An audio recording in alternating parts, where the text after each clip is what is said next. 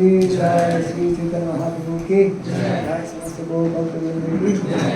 Hare Krishna.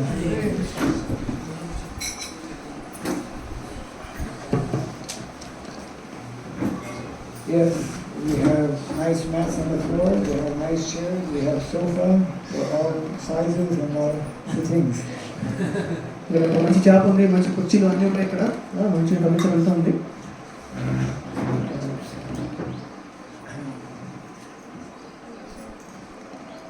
So, my question, whether there is a particular topic of discussion or we just have some general discussion or what? Yeah, that question. ఇప్పుడు ప్రత్యేకించి చర్చించవలసిన విషయం ఏమైనా ఉందా, లేకపోతే కనుక ప్రశ్నోత్తరాలు Actually, in Krishna consciousness, we have unlimited topics to discuss. Krishna చైతన్యంలో అనంతమైన విషయాలు ఉన్నాయి చర్చించుకోవడానికి. So sometimes it's necessary to be a little focused, depending on time, kala desha patra, time, place and circumstance. దేశమాన కాల పరిస్థితులు బట్టి కొన్ని ప్రత్యేకమైన విషయాలు చర్చించుకోవాల్సిన అవసరం ఉంటుంది అప్పుడు. How many people know how to work this machine, sewing machine? ఇక్కడ కుట్టు మిషన్ ఉంది, ఎంతమందికి వచ్చు దాన్ని అది ఉపయోగించడం? Mataji is probably. Mataji. You have students? మీకు నేర్పిస్తున్నారు, ఎక్కడ నేర్పిస్తున్నారు మీరు?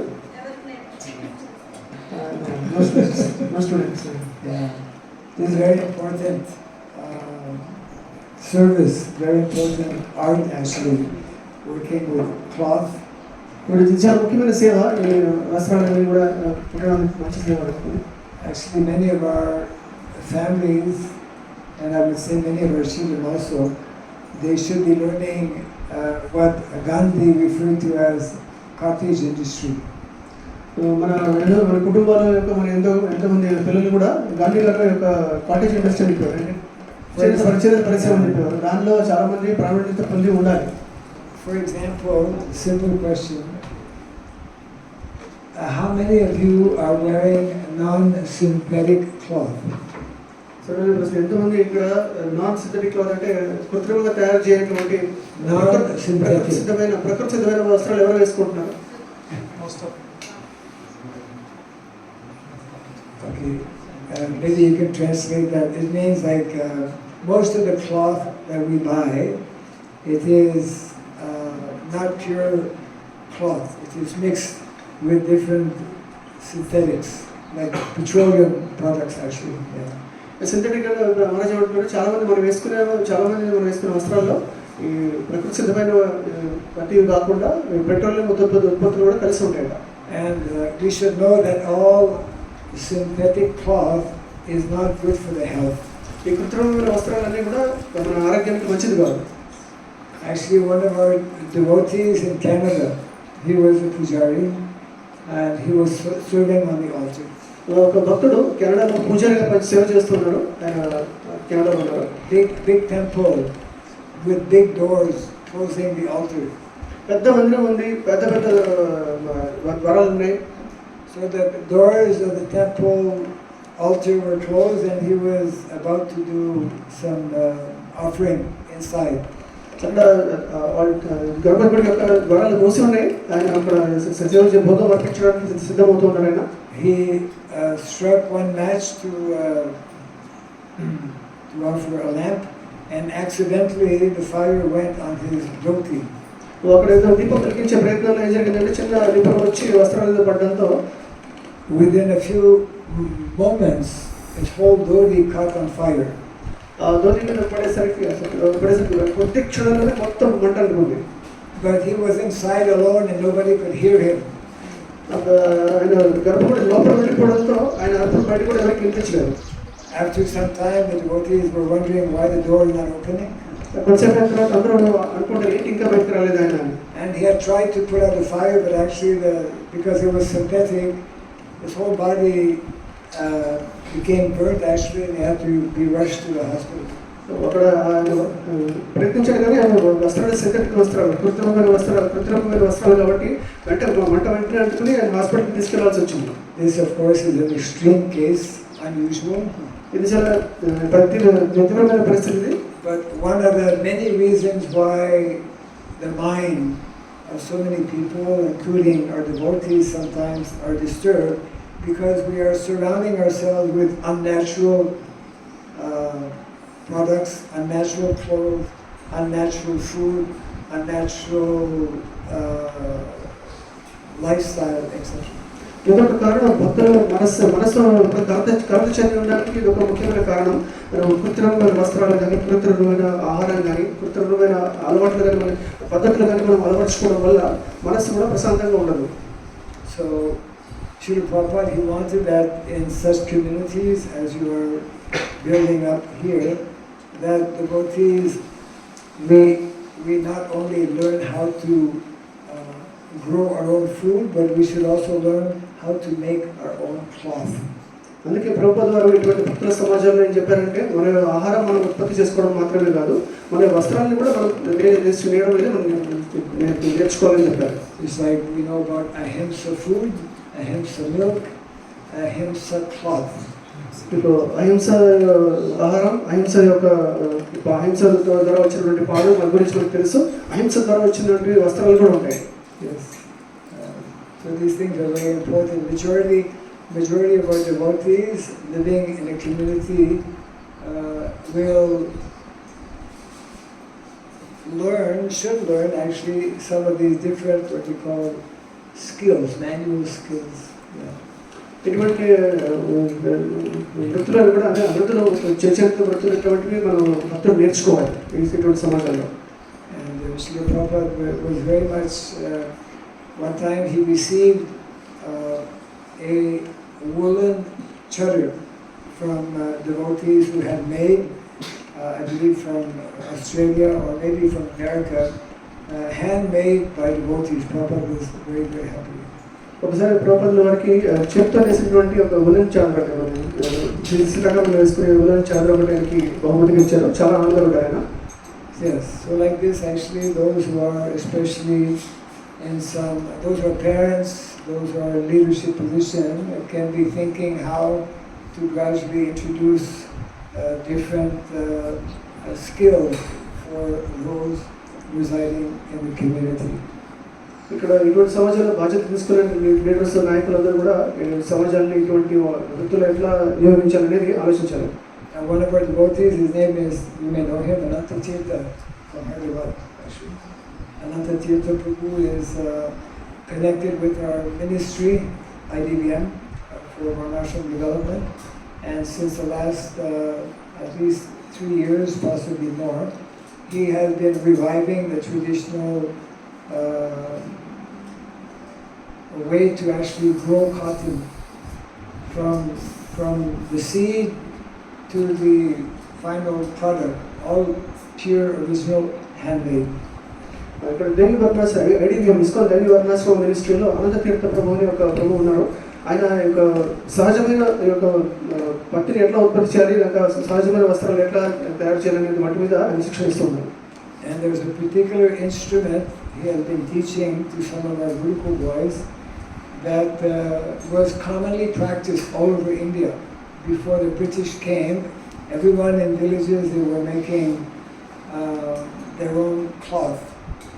ఒక ప్రక్రియ ఉంది ఏంటంటే బ్రిటిష్ రాకముందు సహజంగానే ఒక చిన్న ప్రక్రియ ద్వారా మనం ఎవరి వస్త్రాలు వాళ్ళే నేర్చుకునేటువంటి పద్ధతి ఒకటి ఉంది. అది ఆయన నేర్పిస్తున్నారు. ఇప్పుడు we may think, well, it's much easier to just go to the store and buy cloth, but and it is of course easier, but that is not the best, and as we mentioned a few minutes ago, that is actually not good for the health. ఇప్పుడు మీరు అనుకోవచ్చు సరళంగా కూడా దుకాణానికి వెళ్ళి మీరు వస్త్రాలు కొనుక్కోవచ్చు, మీరు ఇంత కష్టపడి ఎందుకు ఇంత చేయాలి మనం అంటే ఏంటంటే అది ఉత్తమమైన పద్ధతి కాదు. షాప్ దుకాణంలో కొనుక్కోవడం, ఎందుకంటే అక్కడ మన ఆరోగ్యానికి కూడా మంచిది కాదు. Anyways, these things gradually, slowly can be introduced. వెల్లివెల్లిగా ఇటువంటివన్నీ కూడా మీరు ప్రవేశపెట్టవచ్చు. Yes. One question related to it. Yes. I think you are talking about Aniruddha Prabhu is on the Ananta Tirtha. Yes. Earlier his name was Aniruddha. Huh. can you please also ask Prabhu to train us in these things, because we are really want to start as early as possible. Can you please request him to help us to set up? Yes, absolutely.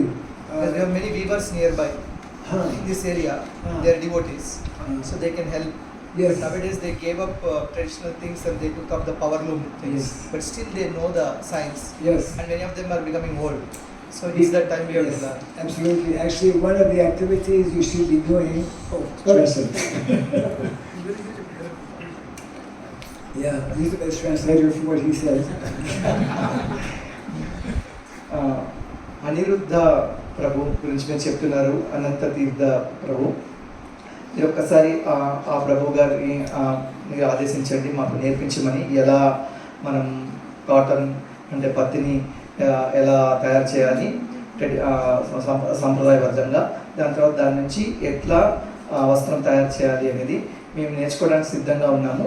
ఈ చుట్టుపక్కల ప్రాంతాల్లో చాలామంది weavers నేత పని చేసేవాళ్ళు ఉన్నారు. వాళ్ళందరూ కూడా ఇప్పుడు వృద్ధులు అవుతున్నారు. ఇదివరకు వాళ్ళంతా చేతి మీద చేనేత చేసేవాళ్ళు, ఇప్పుడేమో పవర్ లూమ్ చేస్తున్నారు. ఇప్పుడు అనిరుద్ధ ప్రభు మాకు నేర్పిస్తే అన్ని మేము నేర్చుకోవడానికి సిద్ధంగా ఉన్నాం.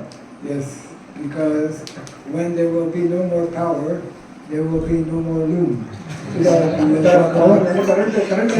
Clothless, without clothes. ఇప్పుడు పవర్ ఉంది కాబట్టి పవర్ లూమ్ నడుపుతున్నారు. కరెంట్ లేనప్పుడు పరిస్థితి ఏంటి? Natural power is the power of human power. సహజంగా ఉండే పవర్ శక్తి ఏంటి? మానవ శక్తి power. Yes. So definitely Nanda Tirtha Prabhu, Aniruddha Prabhu will be very happy. You just have to contact him, and he can arrange to possibly either himself, he has a few devotees. One of them is Hari Sari, who is very knowledgeable.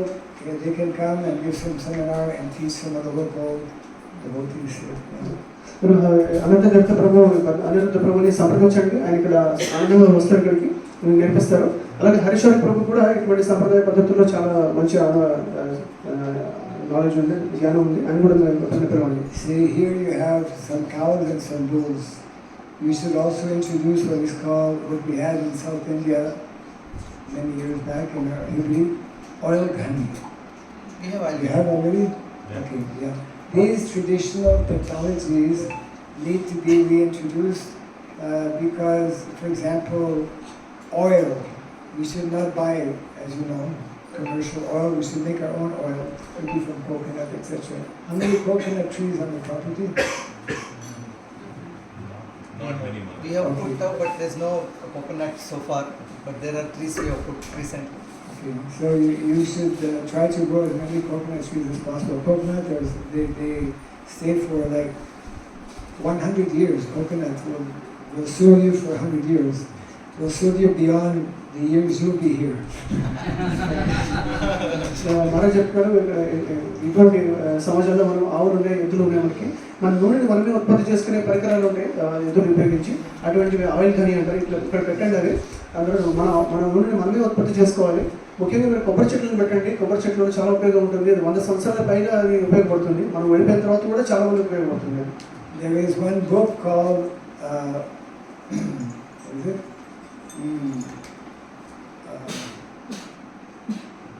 Vriksha Ayurveda. Have you heard Vriksha Ayurveda? You've heard of that book?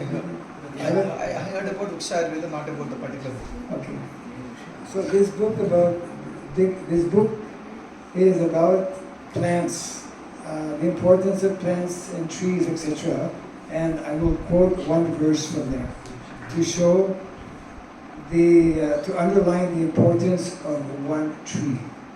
వృక్ష అనేది ఒక పుస్తకం ఉంది. అందులో ఒక శ్లోకాన్ని నేను ఇప్పుడు చెప్తాను. ఈ ఒక ప్రత్యేకమైన ఒక వృక్షం గురించి నేను చెప్తాను ఇప్పుడు. Srila Prabhupada was always very, very concerned if any tree unnecessarily was cut. If any tree unnecessarily was వృక్షం cut. కనుక అనవసరంగా మనం దాన్ని కొట్టేసినట్లయితే కనుక పాపం వస్తుంది. Actually, in India it's common knowledge, most people, you don't cut trees. ఇది సాధారణంగా భారతదేశంలో అందరికీ తెలుసు, సాధారణంగా మనం వృక్షాన్ని అనవసరంగా కొట్టేయము మనం. Even if the tree grows in the middle of your house, you don't cut the tree. ఇప్పుడు వృక్షం మన ఇంటి మధ్యలో పెరిగినా సరే మనం దాన్ని కొట్టేయము సాధారణంగా. Yeah. So this is the verse. I don't have the Sanskrit, but just follow. We know that in a village, and you know this here especially, how water is very important. Water is very important. Without water, pani. So మనకి ఇక్కడ నీరు అనేది చాలా ముఖ్యం, చాలా అవసరం మనకి మన చోట. We cannot live without water. నీరు లేకుండా మనం ఉండలేము. So this verse is telling that, so therefore a pond, not a pond, a well, every village has at least one well, right? ఇక్కడ శ్లోకంలో ఏం చెప్పారంటే ప్రతి గ్రామానికి కూడా ఒక సరస్సు కానీ ఒక బావి కానీ ఖచ్చితంగా ఉంటుంది. So listen very carefully. ఇప్పుడు నేను జాగ్రత్తగా 10 wells is worth or equivalent to one pond, pukur. ఇప్పుడు 10 బావులు కలిస్తే ఒక సరస్సుతో సమానం. Okay, then 10 ponds is equal to one lake. 10 సరస్సులు వస్తే పెద్ద లేక్, పెద్ద సరస్సులాగా అనుకోవచ్చు. చెరువు అనుకోండి, చెరువు. Okay, you still with me? 10 lakes is equal to one son born in a family. 10 చెరువులు కలిస్తే కుటుంబంలో ఒక పుత్రుడితో సమానం. And 10 sons is equal to one tree. 10 మంది పుత్రులు ఒక చెట్టుతో సమానం. This is from ఇది వృక్ష ఆయుర్వేదంలో ఉన్నటువంటి విషయం. This morning I was mentioning how our shastra is full of such important instructions. శాస్త్రంలో ఇటువంటి ముఖ్యమైన ఉపదేశాలు ఎన్నో ఉన్నాయి. So every single tree, especially fruit trees, so important. ముఖ్యంగా ఫలాలు ఇచ్చే వృక్షాలు చాలా ముఖ్యమైనవి. Yeah, there's a whole science. Actually, you could be creating, because you have enough good amount of space, different, maybe it's already part of your plan to reproduce the 12 forests of Vrindavan. We're doing that in Indonesia. ఇది గొప్ప శాస్త్రీయ పద్ధతి. ఇక్కడ మీకు సరిపడా భూమి ఉంది కాబట్టి బృందావనంలో ఉన్నటువంటి 12 వనాలను కూడా ఇక్కడ మీరు తయారు చేయవచ్చు. Yes, because every day, as we know, Krishna and Balaram and the cowherd boys, they would go to different forests. The cows. Krishna బలరాములు తోటి గొప్ప బాలికలతో కలిసి ఒక్కొక్క రోజు ఒక్కొక్క వనానికి వెళ్తూ ఉండేవారు అట్లా. Yes. So yes, this verse we were reading also underlining how all of these different activities and especially activities connected with cows, because down the line our young boys, that should be, for the majority of the young boys, that should be their education, just beginning with the small calves, looking after the cows. ముఖ్యంగా గురుకులంలో ఉన్నటువంటి విద్యార్థులకి ఇక్కడ ఆవుల గురించి ఆవుల పోషణ గురించి మనం ముఖ్యంగా నేర్పించాలి. దూడలు చూసుకోవడం నేర్పించాలి. It will take a little time to come to that position, but we should know. It's just like we know our ultimate goal is to go back to Gokulam Vrindavan. గుర్తుపెట్టుకోవాలి, చివరి గమ్యం మనకి భగవద్ధామం చేరుకోవాలి చివరికి మనం. And Gokulam Vrindavan is very far. Gokulam Vrindavanam చాలా దూరంగా ఉంది. And it is not at all easy to go there. అక్కడికి వెళ్ళడం అంత సులువైన పని కాదు. But we will not change our goal. Our destination remains the same. మన గమ్యం మనం మార్చుకోము, గమ్యం స్థిరంగా మనం నిర్ణయించుకున్నాము. So in a similar way, we should learn what is what we call the Vedic way, Vedic lifestyle. వైదిక పద్ధతి, వైదిక జీవన శైలి అనేది మనం నేర్చుకోవాలి. Because that Vedic lifestyle, the more we are close to living that Vedic lifestyle, then more easily we can meet our material necessities of life. వైదిక జీవన శైలికి ఎంత దగ్గరగా ఉంటే మన భౌతిక అవసరాలు అంత సులువుగా తీర్చుకోవచ్చు. And more easily and more quickly we can advance spiritually. అలాగే తొందరగా మరియు సులువుగా భగవద్ధామానికి వెళ్ళడానికి సహాయపడుతుంది. This is the double advantage, isn't it? Vedic culture, Vedic lifestyle gives us these two advantages. Our material necessities of life can more easily be met, and our spiritual advancement more easily can be made. ఇది వైదిక జీవన శైలి ద్వారా, జీవన పద్ధతి ద్వారా మనకి 2 ముఖ్యమైన ఉపయోగాలు ఉన్నాయి. ఒకటి, భౌతిక జీవితానికి అవసరమైన అన్ని కూడా మనకి సరళంగా సమకూరుతాయి. అలాగే మన భగవద్ధామం వెళ్ళడానికి కూడా సులువు అవుతుంది. And this is completely in line with what Prabhupada spoke about, simple living and high thinking. The more we simplify our living, then the more high our thinking, our consciousness can become. ఇది ప్రభుపాదుల వారు చెప్పినటువంటి సరళమైన జీవితము ఉన్నతమైన ఆలోచనలు ఆయన యొక్క సిద్ధాంతానికి సరిగ్గా సరిపోతాయి. ఇటువంటి జీవన పద్ధతులు. Modern life is the opposite because it is very complex, very complicated, and because of the complexity of modern day life, we have no ability to think, rather the opposite. ఆధునిక జీవన పద్ధతి ఎంతో భారంగా ఉంటుంది. ముఖ్యంగా మనకి సరిగ్గా ఆలోచించుకోవడానికి కూడా మనకి అవకాశం ఉండదు. Krishna conscious life is meant to be a very jolly and happy life. Krishna చైతన్యం అనేది ఎంతో ఆనందంగా చేయవలసినటువంటి ఒక Material life is a life of anxiety. భౌతిక జీవితం ఎప్పుడు కూడా ఆందోళనతో కూడుకున్నటువంటిది. That is, Prabhupada one time explained, devotee means someone who is happy. భక్తులు ఉండడం అంటే ఆనందంగా ఉండడానికి ముందుకు రావాలి. So our business is to make others happy, but we cannot do that unless we ourselves become happy. అందరికీ కూడా ఆనందాన్ని పంచాలి, కానీ మనమే ఆనందంగా ఉండకుండా ఇతరులకు ఆనందం పంచాలి. So if anyone has some query or question, ఎవరికైనా ప్రశ్న ఉంటే అడగచ్చు.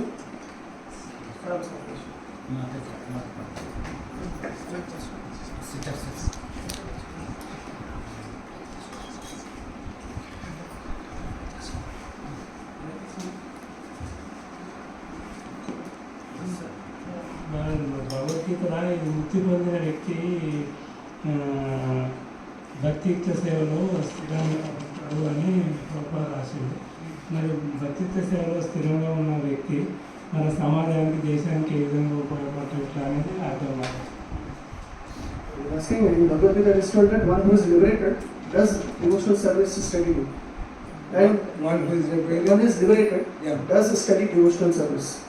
Steady Devotional service. And one who is on the platform of steady devotional service, how useful he is for the society and country, and what interest or what utility he has for society and country. How useful he is for society.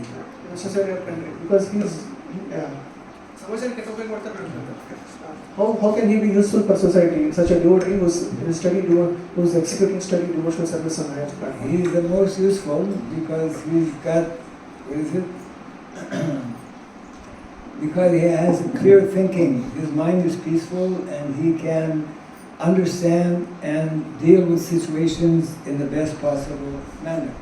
అతని వల్ల ఎంతో ఉన్నతమైన ఉపయోగం ఉంటుంది. అతను ఆలోచన విధానం కానీ, అతను పరిస్థితులను అవగాహన చేసుకునే విధానం కానీ, పరిస్థితుల్ని ఎట్లా సమస్యను పరిష్కరిస్తారో ఆ విధానం కానీ చాలా ఉన్నతంగా ఉంటుంది. Being a steady devotee or being a devotee doesn't mean that one disconnects oneself from society. భక్తియుక్త సాధనలో మనం ముందుకెళ్తున్నామంటే, ఒక ఉన్నతమైన మార్గంలో వెళ్తున్నామంటే సమాజం నుంచి పూర్తిగా మనం వేరుపడిపోయామని కాదు. Someone who is a devotee, and especially an advanced devotee, he actually can give the best contribution to general society because he knows what is best and can make the best decisions. ఉన్నతమైన భక్తులు సమాజానికి ఎంతో సేవ చేయగలరు. వారు సమాజానికి అవసరమైనటువంటి ఉన్నతమైనవన్నీ కూడా ఉన్నతమైన ఆలోచనలు వాళ్ళకి ఉంటాయి కాబట్టి ఉన్నతమైన విధానాలు అందించగలరు. For a small example, one who is knowledgeable about Krishna consciousness naturally will offer his food to the Lord and take only Krishna prasadam. ఉదాహరణకు చెప్పాలంటే, ఉదాహరణకి భక్తులు ఎవరైతే ఉంటారో వాళ్ళు కృష్ణ చైతన్యంలో ఉంటారు కాబట్టి వారు తీసుకునే ఆహారం ప్రతిదీ కూడా నైవేద్యం పెట్టి కృష్ణ ప్రసాదాన్ని మాత్రమే తీసుకుంటారు. That every devotee knows. అది అందరు భక్తులకి తెలుసు. But those who are a little bit more advanced, they will understand that I should offer food that is as pure and wholesome as possible to the Lord. ఇంకొంచెం ఉన్నతమైన భక్తులు అయితే కనుక మనం పెట్టే నైవేద్యంలో ఉన్నవన్నీ కూడా ఎంతో పవిత్రమైన వస్తువులు ఆ నైవేద్యంలో పెట్టాలని కూడా అనుకుంటారు. And we should know that most of the food, what we call commercial food, is not pure and wholesome. ఇప్పుడు బయట ఎక్కడికి బయట కొనుక్కుంటున్న ఆహారము అది సహజ సిద్ధమైనది కాదు, సరైనది కాదు. So therefore such a devotee knows that it is better I either grow my own food or I make friendship with devotees who are growing food so that I offer the best food, the purest food to the Lord, and in this way the Lord will be happy and I will be more healthy. So ఇటువంటి ఉన్న భక్తులు ఎలా ఆలోచిస్తారంటే, ఇప్పుడు కృష్ణుడికి నేను చక్కటి ఆహారం పెట్టాలి కాబట్టి నేను నా సొంతంగా ఆహారాన్ని నేను ఉత్పత్తి చేసుకుంటాను, లేకపోతే ఆహారాన్ని ఉత్పత్తి చేసుకునే వాళ్ళతో నేను స్నేహం చేస్తాను, అలా నేను కృష్ణుడిని తృప్తిపరుస్తాను ఇలాంటి వస్తువుతో అని అనుకుంటాను. But because in present day society most people are not devotees, so they don't give importance to this. సమాజంలో ఇప్పుడు చాలా మంది భక్తులు కానిటువంటి వారు ఉన్నారు కాబట్టి ఇటువంటి విషయాల మీద వాళ్ళు ఎక్కువగా అవగాహన లేకుండా ఉన్నారు. They don't understand that the food they are eating is not pure food. It is coming from agriculture system which is based on chemical fertilizers and chemical pesticides, and therefore that food is having so much of impurities. మనం తీసుకునే ఆహారం అంతా కూడా స్వచ్ఛమైన ఆహారం ఏం కాదు, అందులో ఎన్నో రకాల కలుషితాలన్నీ కూడా అందులో ఉన్నాయి ఇప్పుడు మనం తీసుకున్న ఆహారంలో. So there's a saying in English, you are what you eat. So if we eat impure things, we become impure. ఒక సామెత ఉంది ఏంటంటే, మనం ఎటువంటి ఆహారం తీసుకుంటామో అటువంటి వ్యక్తిగా తయారవుతామని. మీరు కలుషితమైన ఆహారం తీసుకుంటే కలుషితమైన వ్యక్తి ఆలోచనలు అన్నీ కూడా మనకు వచ్చేస్తాయి. So Prabhupada actually made a statement telling that any food grown by devotees and offered to the Lord, its value is 100 times more. So ప్రభుత్వం చెప్పారు ఏంటంటే, భక్తుల ద్వారా ఉత్పత్తి చేయబడినటువంటి ఆహారం ఏదైతే ఉందో దాన్ని నైవేద్యంగా పెడితే దాని యొక్క విలువ 100 రెట్లు ఎక్కువగా ఉంటుందని చెప్పారు. The same goes with not only food but flowers. Most of us buy flowers. Most of the flowers that we buy and we make garlands to offer to the deities are contaminated, impure. We use all kinds of chemicals. ఆహారం మాత్రమే కాదు, పువ్వుల విషయంలో కూడా అంతే. ఇప్పుడు మనం భగవంతుడికి అర్పించే పువ్వులు కూడా భక్తులు ఉత్పత్తి కలుషితమైనవన్నీ ఉంటున్నాయి. All of the incense, practically speaking, all the incense you purchase in the market, it is contaminated, it is impure, full of chemicals which is very toxic to the body. మీరు బయట మనం కొనుక్కునే వస్తువులు చాలా వరకు కూడా ఇటువంటి కలుషితమైనవి దేహానికి చెడు చేసేవి ఉన్నాయి ఎక్కువగా. So becoming devotee means becoming conscious. Not only Krishna conscious, but conscious about all different aspects of our lives, especially when they have to do directly with Krishna, serving Krishna. మనం భక్తిలోకి రావడం అంటే కృష్ణ చైతన్యంలో మనం ఉన్నాం. ఇప్పుడు కృష్ణ చైతన్యం కన్నా ముందు మనకి చైతన్యం అనేది ఉండాలి మొదట మనకి.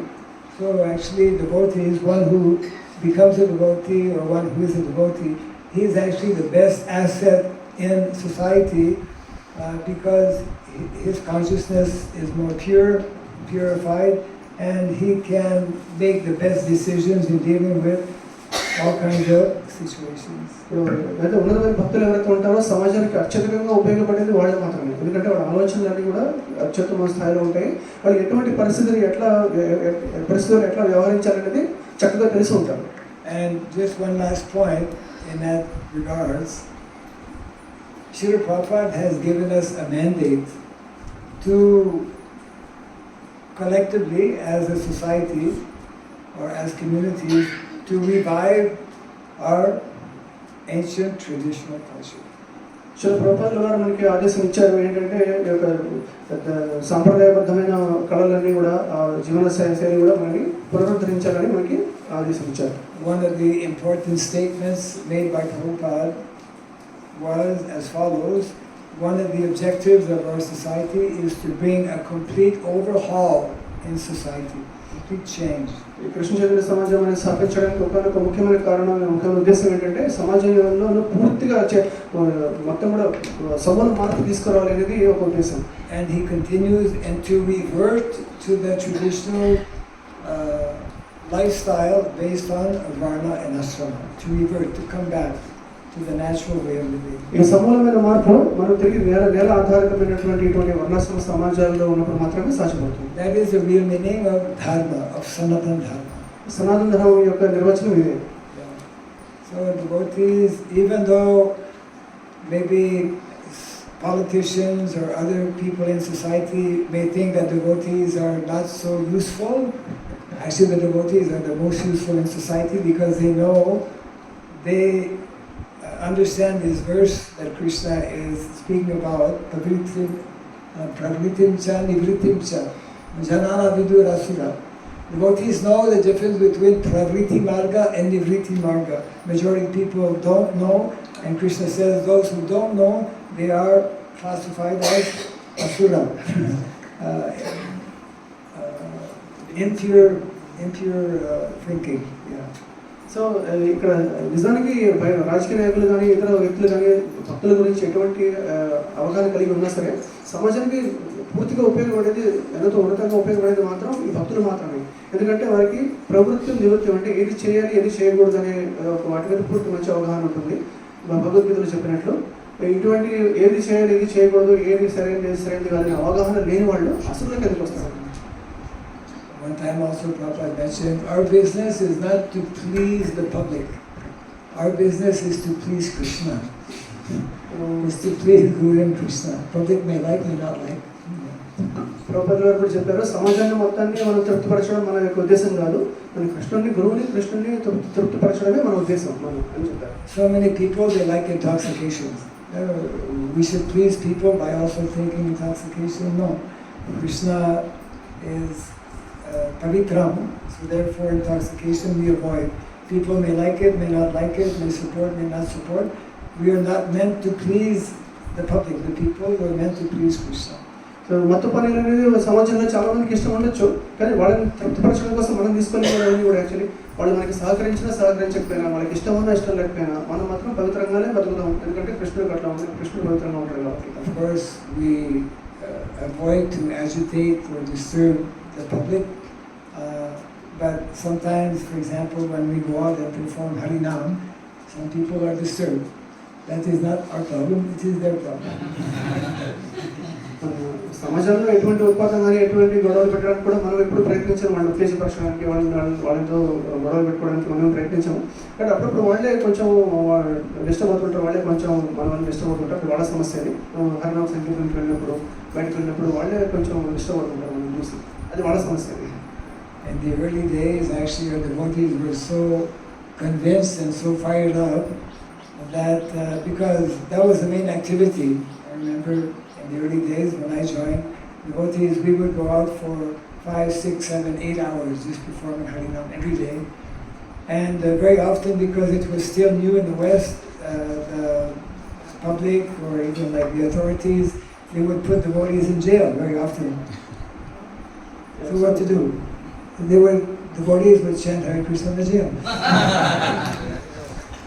నిజము మొదలైన రోజుల్లో మనం చూసాం, భక్తులందరూ కూడా ఎంతో దృఢంగా నిశ్చయంతో ఉండేవాళ్ళు, ఎంతో ఆత్మవిశ్వాసంతో, ఎంతో నిష్ఠతో ఉండేవారు, కర్తవ్య నిష్ఠతో ఉండేవారు. అంటే 5-6 గంటల పాటు హరినామ సంకీర్తన చేస్తూ ఉండేవారు. ఒక్కొక్కసారి వాళ్ళు పోలీసులు తీసుకెళ్లి జైల్లో పెట్టేవాడు, కానీ జైల్లో కూడా వాళ్ళు హరినామ సంకీర్తన చేస్తూ ఉండేవారు. There's a funny story about one of our early sannyasis. Just go back to 1966, 1967. So when our first sannyasi went out naturally dressed as a sannyasi, shaved his head, everything. He got arrested and put into what is called asylum, a place for mentally disturbed. మన ఇస్కాన్లో మొట్టమొదటి ఒక సన్యాసి ఇట్లాగే సన్యాసి దస్తులు ధరించి ఇలా అందరూ పబ్లిక్లో వెళ్ళిన తర్వాత ఏం చేశారంటే ఇతనికి ఏదో పిచ్చి పట్టింది అనుకుని పిచ్చాసుపత్రిలో చేశారు. So he stayed there about 15 days and he preached and he made about 7 devotees. ప్రచారం చేసి 7 భక్తులు తయారు చేశారు 15 రోజుల్లో. Because not everyone in asylum is insane. ఎందుకంటే పిచ్చాసుపత్రిలో ఉన్న వాళ్ళందరికీ నిజంగా పిచ్చి ఉన్నారు. Our definition of insane is anyone who is not Krishna, who is crazy, right? ఎవరికి పిచ్చి లేని అనుకోవాలి, చివరికి కృష్ణ చైతన్యం లేని వాళ్ళందరికీ పిచ్చి అని వీళ్ళు అనుకుంటున్నారు. Non-devotees, karmis, they think that we are crazy. And devotees, we don't think they are crazy, we know they are crazy. భక్తులు కనుక సమాజాలు ఏంటంటే వాళ్ళు మనందరినీ కూడా పిచ్చివాళ్ళు అనుకుంటూ ఉంటారు. కానీ భక్తులు మనం ఏంటంటే వాళ్ళు పిచ్చివాళ్ళు అని అనుకోవడమే కాదు, వాళ్ళు పిచ్చివాళ్ళు అని మనకి ఖచ్చితంగా తెలుసుకుంటారు. Does that help to answer your question? అది ఓకే.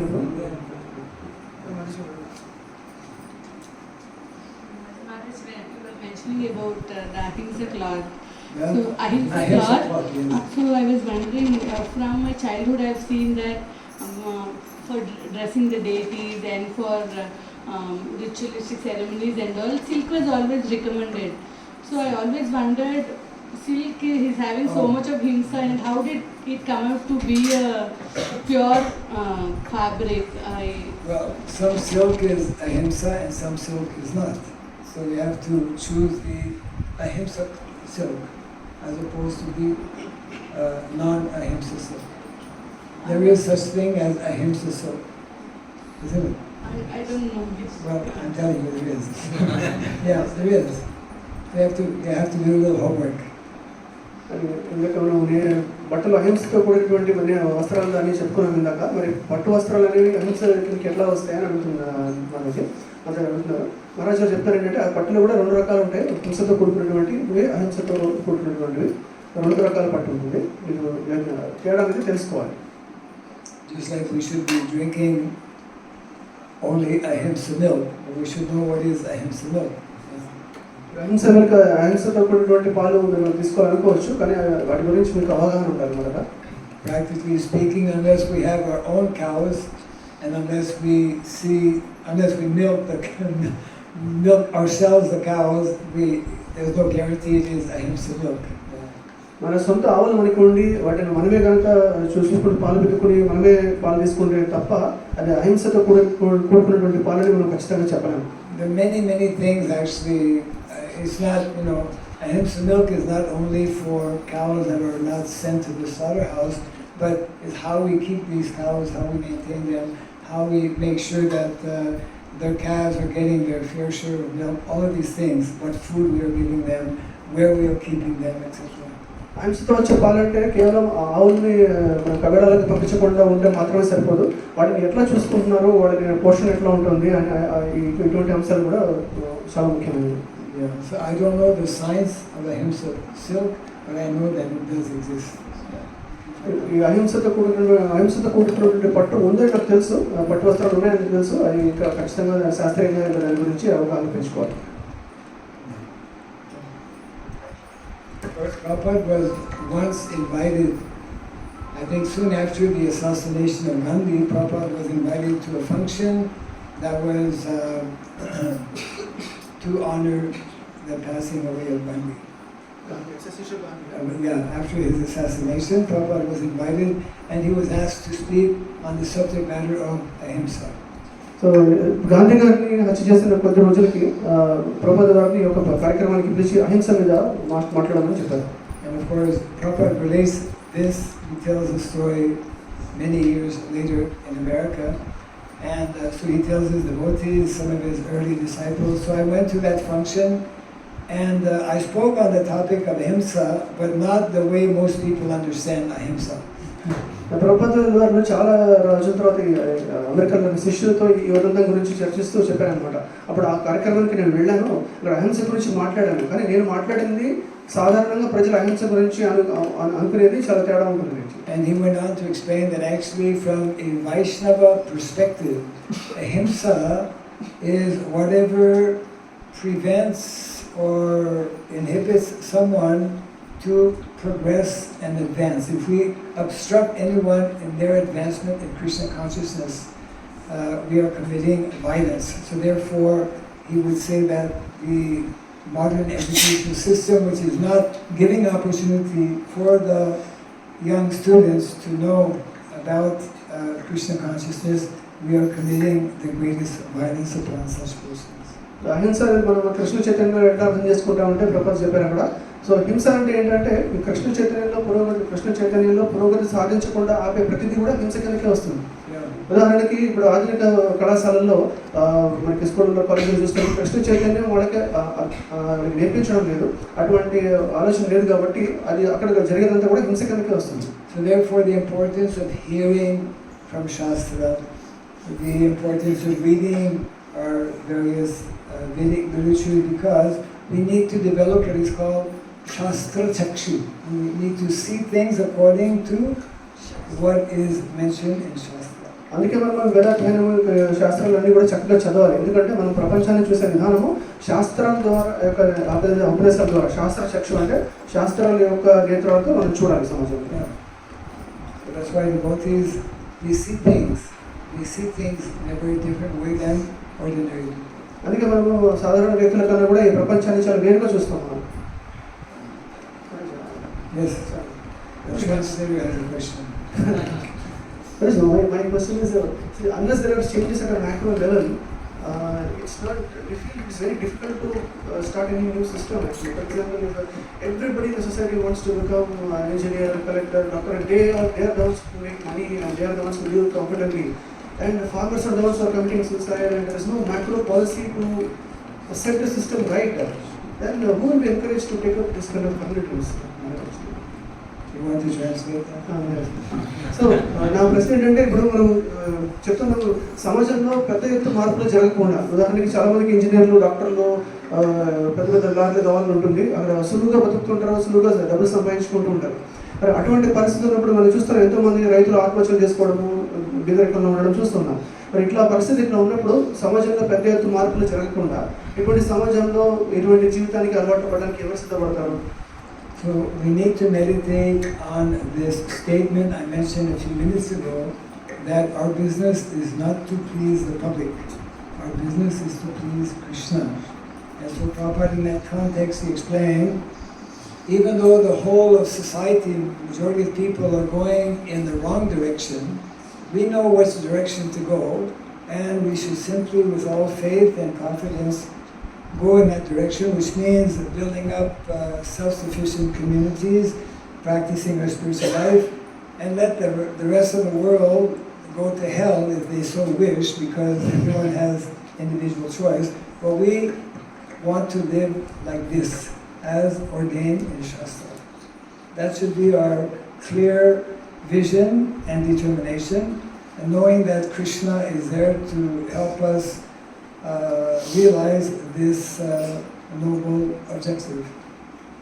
సో మహారాజు చెప్తారంటే మళ్ళీ మీరు మననం చేసుకోవాల్సిన విషయం ఏంటంటే, మనం ఇక్కడ ఉన్నది కృష్ణుని తృప్తిపరచడానికి కానీ సమాజాన్ని తృప్తిపరచడానికి కాదు. ఈ సమాజం మొత్తం కూడా కూడబలుకొని నరకానికి పోదామని నిశ్చయించుకుంటే వాళ్ళకి పోవచ్చు కాక, కానీ మనం మాత్రం కృష్ణుని మీద ఉన్న పూర్తి నమ్మకంతో మనం యొక్క సరైన మార్గంలోనే ముందుకు వెళ్ళాలి. కృష్ణుడు దారి చూపిస్తాడు.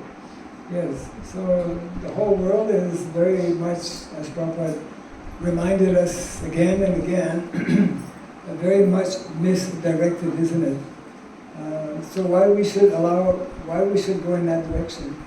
Because it is simply an illusion to think that people are happy in that kind of environment or situation. People may have big positions, big money, etc., but people are not externally, they may appear to be happy, but actually they're not.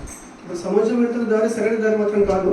వాళ్ళు బాహ్యంగా మాత్రం ఎంతో ఆనందంగా ఉన్నప్పటికీ, ఎంతో సౌకర్యంగా ఉన్నట్టు కనిపిస్తున్నప్పటికీ కూడా ఎటువంటి ఆనందం కూడా అందులో లేదు. అందులో అర్థం చేసుకోవాలి. He translates very fast. I hope everyone can follow.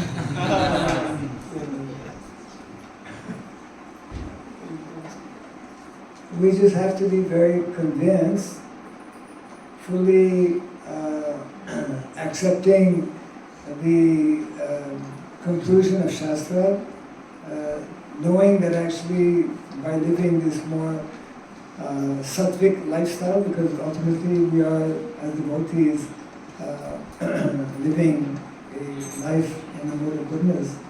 And unfortunately, if majority of people choose not to live or accept that lifestyle, that is their choice. We should very strongly and very boldly go in the direction that is given by our acharyas and by Shastra. మరి సత్వగుణంతో కూడుకున్నటువంటి జీవన విధానాన్ని మనం అలవర్చుకోవాలి. సమాజం ఇటువంటి దిశలో అడుగు ముందుకు పెట్టలేదు. మన ఆచార్యులు మనకి చూపించినటువంటి విధానంలో మనం ఎంతో నమ్మకంతో విశ్వాసంతో ఈ దిశగా అడుగు వేయాలి.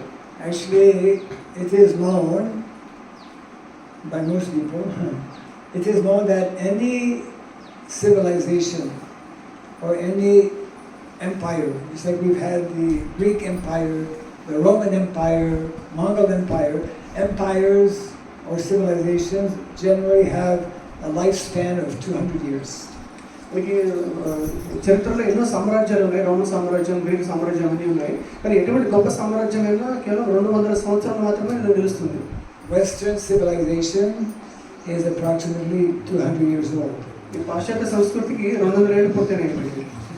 In 1973, Srila Prabhupada made the following statement that modern civilization has only 50 years to go. Who's good in mathematics?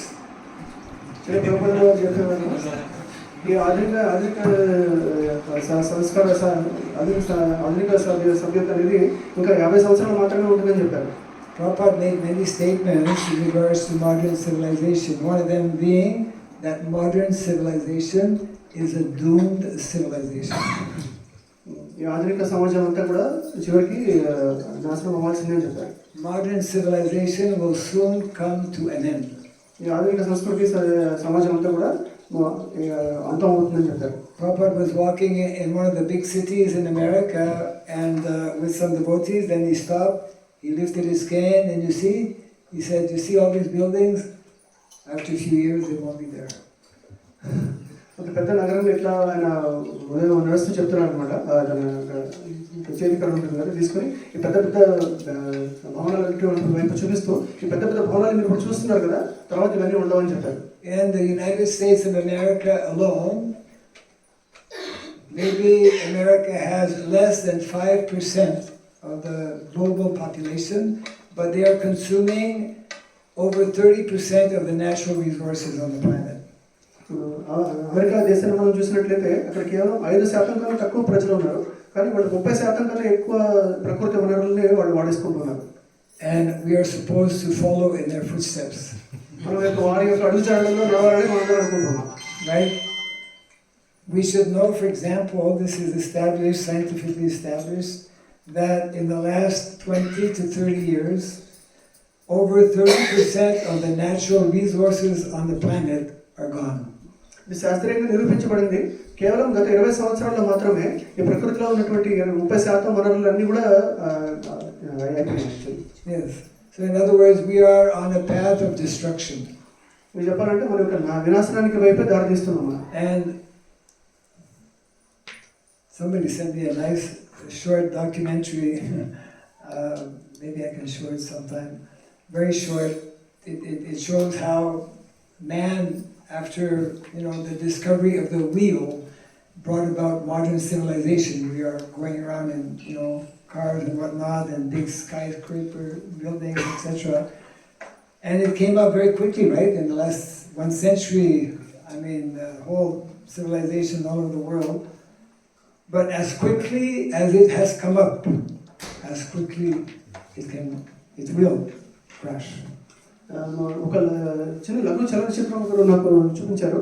అందులో ఏంటంటే ఎట్లా ఏముందంటే అందులో ఒక చక్రం ఎప్పుడైతే మనం కనిపెట్టడం జరిగిందో ఆ చక్రం దాని తర్వాత చాలా త్వరగా ఒక 100 సంవత్సరాలనే చాలా ఎంతో ఉన్నతిని సాధించారు ఆధునిక సమాజాల్లో. కానీ చక్రం ఎంత తొందరగా పైకి వెళ్తుందో అంత తొందరగా కింద కూడా వస్తుంది. Our acharyas, they tell us these things not to scare us, but to be realistic. Just like they tell us, Bhagavad Gita tells us, one day your body is going to finish. One day you will die. That's not to scare us, but it's to help us become prepared for that eventual moment in our life. ఇటువంటి విషయాలన్నీ చెప్పేది మనల్ని భయపెట్టడానికి కాదు, మనకు అవగాహన రావడానికి. ఉదాహరణకి మనకి ఏదో ఒక రోజు మనం చనిపోతామని మనకు తెలుసు, ఆ విషయం మనకి చెప్తారు. అది చెప్పినప్పుడు మనల్ని భయపెట్టినట్టు కాదు, అది మనకు ఎప్పుడప్పుడు జరిగే ఈ యొక్క విషయానికి మనం ఇప్పటి నుంచి సిద్ధపడతామని మనకు చెప్తారు. So we have to be very clear and very convinced that the ideal lifestyle is the Vrindavan lifestyle that has been experienced by Krishna, Gokulam and all the residents of Braja. మనకి చాలా స్పష్టంగా ఉండాలి, చాలా పూర్తి నమ్మకం ఉండాలి. ఇటువంటి వైదిక జీవనశైలి ఏదైతే ఉందో ఇది ఎంతో ఉన్నతమైనది. ఇది కృష్ణ బలరాములు బృందావన వాసులు అందరూ కూడా వాళ్ళు ఆచరించినటువంటి ఉన్నతమైన జీవిత సరళి. Where all the residents of Vrindavan are very nicely engaged, are very happy. They are the most advanced spiritually, and they are also very opulent materially. Yeah. ఈ బృందావనంలో ఉన్నటువంటి ఆ సరళమైన గ్రామవాసులందరూ కూడా ఆధ్యాత్మికంగా అత్యున్నత స్థాయిలో ఉన్నటువంటి వారు, అలాగే భౌతికంగా కూడా ఎంతో ఆనందంగా ఉన్నటువంటి వారు. Yes. So this is Krishna's preferred lifestyle, and it is what our acharyas promote and advocate. And the more quickly we can approach that lifestyle, then the more benefits will be there in terms of our living properly and advancing in Krishna consciousness. కృష్ణుడు మనకు అందించినటువంటి ఆయనకి ఎంత ఇష్టమైనటువంటి వైదిక పద్ధతి జీవనశైలి ఇది, జీవన విధానం ఇది. ఇది ఆచరించడం ద్వారా మన ఆచార్యులు కూడా ఇదే అందించారు మనకి. ఇటువంటి జీవితంలో మనం ఉండాలని ఆశించారు. ఇట్లా ఉండడం వల్ల భౌతిక అవసరాలు మరియు ఆధ్యాత్మిక పురోగతి రెండు కూడా మనకి సమకూడతాయి. Naturally, we find it difficult at this juncture because we're coming from very far away. We have deviated so badly, so to come back, it's just like if you're driving and you get off the road, and the further you go away, then it takes some time to come back to the mainstream. ఇటువంటి జీవన విధానం మనకి ఎంతో కష్టంగా అనిపిస్తూ ఉండవచ్చు, ఎందుకంటే సరైన విధానం నుంచి ఎప్పుడో మనం చాలా దూరంగా వెళ్ళిపోయి ఉన్నాం. ఉదాహరణకి ఒక రోడ్డు మీద వెళ్తే మనం రోడ్డు దిగి చాలా దూరం గడిపోయాం అనుకోండి, తిరిగి మళ్ళీ రోడ్డు మీద రావడానికి సమయం పడుతుంది. So bottom line is we need to have full faith in what is given to us in the shastra, full faith in the acharyas, and then using our God-given intelligence work in that direction. మనం శాస్త్రంలో ఇచ్చినటువంటి విధానం మీద, మన ఆచార్యులు ఇచ్చినటువంటి విధానం మీద మనకి పూర్తిగా నమ్మకం అనేది ఉండాలి. ఆ విధంగా మనం ముందుకెళ్ళాలి. Any other? But it's getting a little warm now.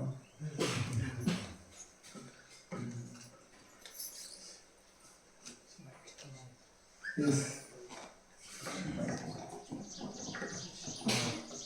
How do we expect the Kshatriyas in ISKCON to grow in the future?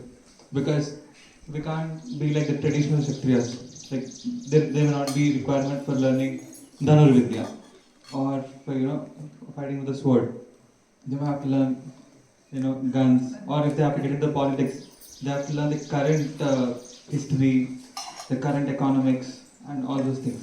So how do we foresee the Kshatriyas? Translate. ఇప్పుడు మన ఇస్కాన్ సంస్థలో ఇక్కడ మన క్షత్రియులు ఎట్లా మనకి ఎట్లా తయారు చేయబడతారు.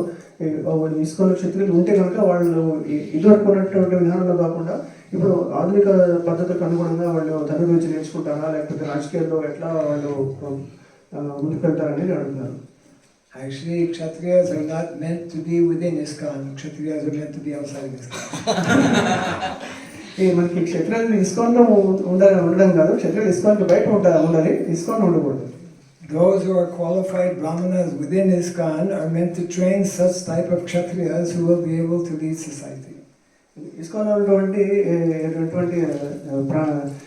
శిక్షణ పొందినటువంటి బ్రాహ్మణులు ఎవరైతే ఉన్నారో, పవిత్రమైన బ్రాహ్మణులు, వాళ్ళు సమాజంలో ఉన్న క్షత్రియులకి వాళ్ళు దిశానిర్దేశం ఇవ్వాలి. So the science of kshatriyahood, or the science of politics, or dandaniti, is based on principles that are unchanging. So the same principles that our kshatriyas of bygone days learned, we need to learn today.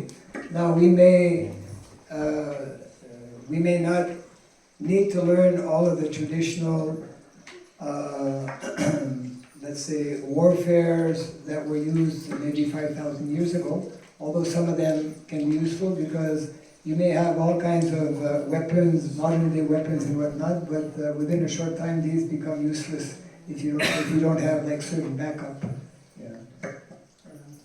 ఒక క్షత్రియులకు నేర్పించే విద్య అంతా కూడా దండనీతిలో ఉంటుంది. ఆ దండనీతి అక్కడ ఇచ్చిన సూత్రాలు ఒకప్పుడు వర్తించాలి, ఇప్పుడు కూడా వర్తిస్తాయి. కాకపోతే ఒకప్పుడు చేసిన యుద్ధ విధానాల్లో కొన్ని ఇప్పుడు మనకి పనికిరాకపోవచ్చు. కాకపోతే మనకి ఆధునిక పద్ధతుల కన్నా కూడా కొన్ని పనికొచ్చే యుద్ధ విద్యలు కూడా ఉన్నాయి, అవి నేర్చుకుంటే మంచిది.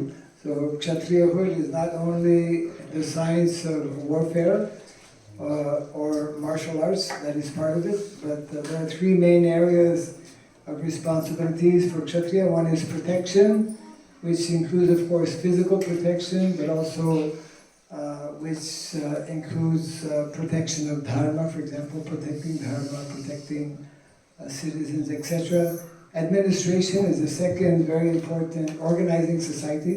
And number three is providing assistance, welfare in times of calamities.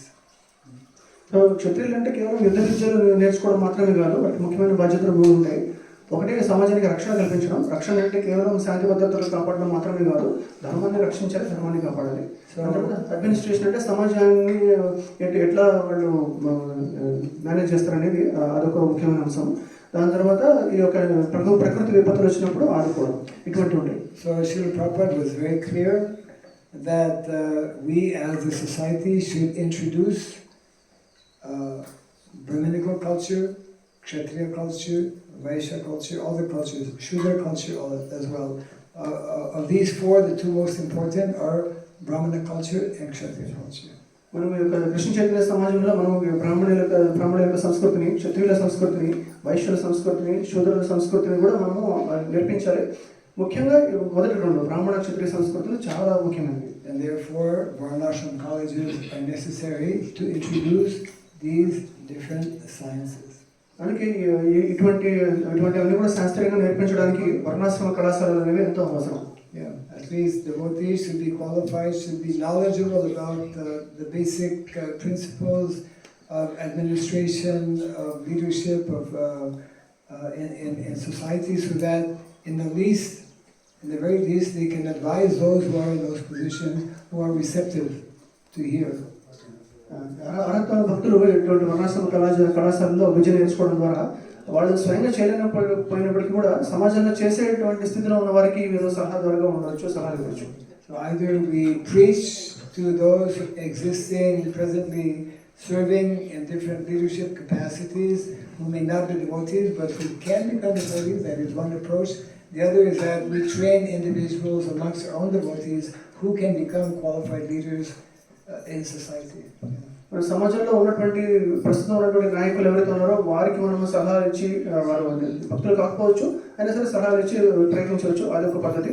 లేకపోతే కనుక మన భక్తుల్లోనే మనం శిక్షణ ఇచ్చి వారిని నాయకులుగా సమాజంలో తయారు చేయవచ్చు. So it's a very, actually we cannot redirect society properly. We cannot establish Varnashrama society unless we have such qualified Kshatriyas. మన యొక్క ఈ సమాజాన్ని పూర్తిగా మనము వర్ణాశ్రమ విధానంలోకి తీసుకెళ్లాలంటే అటువంటి క్షత్రియులు కూడా మనకి కావాలి. And Kshatriyas actually similar to Brahmanas are not so many. Actual Kshatriyas, Brahmanas are the least percentage within society. Second least percentage are Kshatriyas. But they are necessary, and Prabhupada wanted that we work out a particular curriculum to train individuals in these areas. సమాజంలో చూస్తే క్షత్రియుల యొక్క శాతం మరియు బ్రాహ్మణుల యొక్క శాతం ఎక్కువ ఉండదు. క్షత్రియులు చాలా తక్కువ శాతంలో ఉంటారు, బ్రాహ్మణులు ఇంకా తక్కువ శాతంలో ఉంటారు. కానీ మరి మహారాష్ట్ర కళాశాలలో ఇటువంటి వారికి శిక్షణ ఇచ్చే ఒక ప్రణాళిక మనకు ఉండాలని ప్రభుత్వం.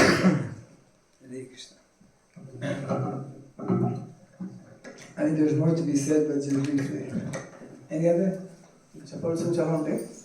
Yeah. More and more going like this now. Yes.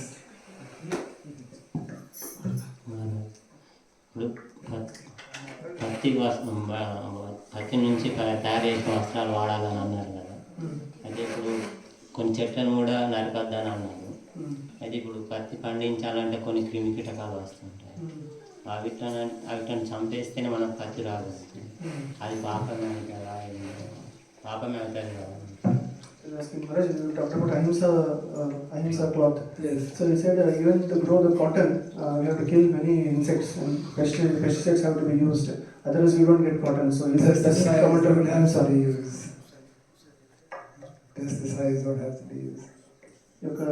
Chemical సంబంధించి ఇవన్నీ అవసరం లేదు, వాడలేదు. You can speak with her devotee who is growing cotton. I was mentioning, maybe you maybe were not here, and we have devotees who are doing that, and they are meeting with the different challenges that are there. Actually, in Gurukul, we should not allow our children to use cell phones, by the way. I mean, everyone is probably kind of like, yeah, that's an aside point. Previously, there were no chemical fertilizers, isn't it? ఒకప్పుడు ఎరువులు కానీ ఇటువంటివన్నీ లేవు, chemical కానీ సంబంధించిన విధానంగా లేదు. Because previously farmers, they knew the art and the science of growing food, which was resistant to all kinds of insects and whatnot. Some percentage will always be there, but maybe not on the scale that we find today. కానీ కొద్ది శాతం మంది వాడి ఉండొచ్చు, కానీ చాలా వరకు ఇదివరకు ఉన్న రైతులకి ఇటువంటి కెమికల్ కలిసి బారిన పడకుండా ఎటువంటి వ్యవసాయం చేయాలి పద్ధతులు తెలుస్తున్నాయి మనకి. There is a whole science that we need to hear from people who are knowledgeable about how to grow things without killing insects. ఇది ఒక గొప్ప శాస్త్రీయమైన పద్ధతి. ఇటువంటి విధానాల్లో పండించే మన భక్తులు ఉన్నారు, అటువంటి వాళ్ళ దగ్గర మనం ఈ విద్యను నేర్చుకోవాలి. కెమికల్ కలిసి సంహరించకుండా కూడా చేయవచ్చు.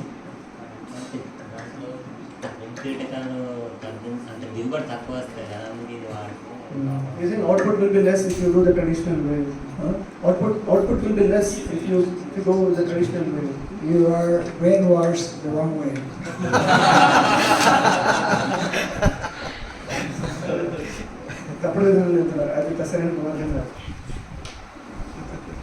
There are records. Before the British came, they were keeping records what was the production in agriculture, and it was much higher than modern day. మనకి నిర్మించబడి రికార్డ్స్ అనేవి వచ్చాయి. బ్రిటిష్ వారు మన దేశానికి రాకముందు వ్యవసాయ ఉత్పత్తులు ఏ స్థాయిలో ఉన్నాయి, ఇప్పుడు ఎక్కడ ఉన్నాయో చూసుకోవచ్చు. బ్రిటిష్ వారు వచ్చే సమయానికి ఇంకా ఎక్కువ ఉన్నాయి మన దేశంలో వ్యవసాయ ఉత్పత్తులు, ఇప్పుడు తగ్గిపోయింది. You have to increase your shraddha. మన యొక్క ప్రాచీన పద్ధతుల మీద శ్రద్ధ పెంచుకోవాలి మనం. You have to communicate with a growing number of devotees who are actually introducing the more natural, what we call Vedic farming way. వైదిక పద్ధతుల్లో వ్యవసాయం చేసేటువంటి భక్తులు చాలా మంది ఉన్నారు, వాటిని మనం సంప్రదించి కలిసి నేర్చుకోవాలి.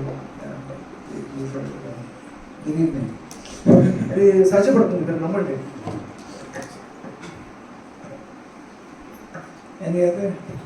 I think maybe Last question.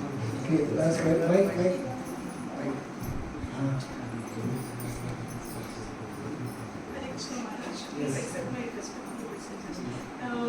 Until we establish Varnashrama Dharma colleges and until we establish these kind of Gurukulas, already our children are going to the material education and they are already learning them. So the next generation of children, whoever is learning from these kind of schools, modern educational schools and colleges, they would have got certain kind of upbringing and all those things. So how do we tackle that in the later stages? How do we tackle that in the later stages, and how do we make them? We're chartering that as we speak now, because most of us we come from Yes. Yeah, but by cultivating side by side Krishna consciousness, as Prabhupada would often say, we try to make the best use of a bad bargain. Bad bargain is the whole modern lifestyle, the whole modern education, etc. So those of us who have gone through that, or those who are still going through that, because as you rightly mentioned, it won't happen overnight. So therefore, by side giving as much Krishna conscious knowledge, then the damages will be reduced somewhat. Because they're spending most of the hours there in the schools and colleges and the modern education. Spending most of their time there. Well, where did you spend your time? Where did we all spend our time? Yes. Isn't it? Yes. But here we are sitting here because somehow we came in contact with this knowledge of Krishna consciousness. And so some of them those who are fortunate, I'm talking about children, or present day children who are unfortunately still caught up and still exposed to the whole modern set up, which is not at all ideal. Papa said it will take a few generations. So the idea is that we should have started much earlier. Papa wanted that we have, practically from the beginning, in all of our centers, that we have our national college, that we have Gurukulas, and we've lost many years, but the sooner we have devotees who apply those instructions given to Prabhupada, then we will contribute to what is called damage control. The damages will be less. The more we try to introduce and apply those good instructions given by Srila Prabhupada. What to do is, Prabhupada said, becoming a devotee means declaring war on Maya. We're in a war type situation, so in war there are casualties. So we should try to minimize those casualties. Sorry. ప్రశ్న అడిగారంటే మన పిల్లలు ఇప్పుడు ఆధునిక కళాశాలకు వెళ్తున్నారు, విద్యను అభ్యసిస్తున్నారు. అటువంటి సంస్కృతికి అటువంటి విద్యకి అలవాటు పడిన వాళ్ళు తిరిగి ఇటువంటి సరళమైన జీవితానికి రావడం కష్టం అవుతుంది. మరి వాళ్ళని ఎట్లా ఇటువైపుకి ఆకర్షించవచ్చు, వాళ్ళని ఎట్లా బోధించవచ్చు వాళ్ళకని అనుకుంటున్నారు మహారాజ్. సో మహారాజ్ చెప్పేది ఏంటంటే ఇది వాళ్ళు ఎటువంటి పరిస్థితుల్లో ఉన్నప్పటికీ కూడా కృష్ణ చైతన్యాన్ని కూడా దాంట్లో ఉన్న పరిస్థితుల్లో కృష్ణ చైతన్యాన్ని కూడా అభ్యసిస్తూ ఉండాలి ఎప్పుడు కూడా. సో ఇలా మనం కృష్ణ చైతన్యాన్ని అభ్యసిస్తూ ఉండడం వల్ల మనకి జరిగిన నష్టం అనేది ఎంతో కొంత తగ్గుతుంది. ఆధునిక విజయవంతంలో మన చైతన్యానికి జరిగిన నష్టం. ప్రభుత్వం చెప్పారంటే ఒక 2 తరాలు పడుతుందంట, చక్కటి భక్తులు తయారవడానికి 2 తరాలు పడుతుందంట. ఇటువంటి వర్ణాశ్రమ విద్య అభ్యసించి ఇటువంటి జీవితం గడిపితే కనుక 2 తరాల తర్వాత మంచి భక్తులైన వాళ్ళు వస్తారు. ఇప్పటికీ ఆలస్యం జరిగిపోయింది, అయినప్పటికీ కూడా best use of bad bargain అంటారు కదా. ఎటువంటి ప్రతికూలమైన పరిస్థితుల్లో ఉన్నప్పటికీ కూడా అలా ఎంతో కొంత మంచిని మనం తీసుకోవాలి. మంచి ఎంతవరకైనా మంచి మనం స్వీకరించి చేయాలి. అట్లా ప్రభుత్వం నడిచిన విధానం ప్రతి ఎంత దగ్గరగా ఉంటే మనకి నష్టం అంత తక్కువ జరుగుతుందని చెప్తున్నాం. Gandhi used to say there are 2 schools of thought. There are 2 schools of thought in the world, and Prabhupada echoed this also. One school is promoting village life. The other school is promoting urban living. And he mentions that actually of the 2, village life will prevail because modern urban lifestyle, which is being promoted and increasing all over the world, there's a built-in destruction because it is not sustainable. So ప్రభుత్వం చెప్పారు 2 ముఖ్యమైన ఆలోచన విధానాలు ఉన్నాయి. ఒకటి ఏంటంటే సరళంగా ఈ గ్రామాలలో జీవించడం అనేది ఒక పద్ధతి, ఆధునిక నగరాల్లో నాగరిక జీవనం అనేది ఇంకొక పద్ధతి. కానీ ప్రభుత్వం చెప్పారు దీర్ఘకాలంలో ఈ ఆధునిక నాగరిక సమాజాలు అనేవి నిలబడవు, ఎందుకంటే వాటిలో సహజంగానే వాటి యొక్క నాశనం కూడా అందరూ వాటి యొక్క పద్ధతిలోనే ఉంది. ఎక్కువ దీర్ఘకాలం నిలబడవాలి. One of our four principles is no gambling. So modern lifestyle, urbanized lifestyle is very akin to gambling because it is uncertain, it is not based on shastra, not authorized. So therefore, the more we are allowing ourselves to remain with that situation, we are engaged in some kind of gambling, which is not good. 4 నియమాల్లో ఒకటి ఈ చూడడం ఆడకూడదు. కానీ ఆధునిక నాగరిక సమాజాలన్నీ కూడా శాస్త్రబద్ధంగా తయారైనవి కాదు, శాస్త్ర ఆధారితంగా ఉన్నవి కాదు. కాబట్టి చాలా అనిశ్చితమైన పరిస్థితులు ఉంటాయి. అటువంటి స్థితిలో ఉండడం కూడా ఒక జూదం లాంటిది. అటువంటి జీవనంలో మనం అనుకుంటే అది మనకు మంచిది కాదు. And we must know our philosophy. Our basic philosophy is that it's already determined how much money, how much wealth will come in this life, how much of good health or bad health is already determined. We don't have to endeavor to increase or decrease. Therefore, as devotees, the more we understand our philosophy, we will more easily be taking the recommended path as given by our acharyas. మన తత్వాన్ని మనం సరైన విధానంలో అర్థం చేసుకుంటే కనుక ఇటువంటి మార్గంలో ముందుకు వెళ్ళడం సులభం అవుతుంది మనకి. ఉదాహరణకి మనకి ఎంత ఐశ్వర్యం మనకి రావాలి, ఎంత ఆరోగ్యం మనకి చేకూరుతుంది అనేది ముందే నిర్దేశించి ఉండబడింది. కాబట్టి ఇది ఇట్లాంటి తత్వం అంతా మనం తెలుసుకుంటే కనుక మనకి ఇటువంటి విధానంలో వెళ్ళడం సరళం అవుతుంది. So So I think we can bring this to a close for now. Yeah. ఇక్కడతో ముగిద్దాం ఈరోజు. We have evening program in Bhuvanagiri.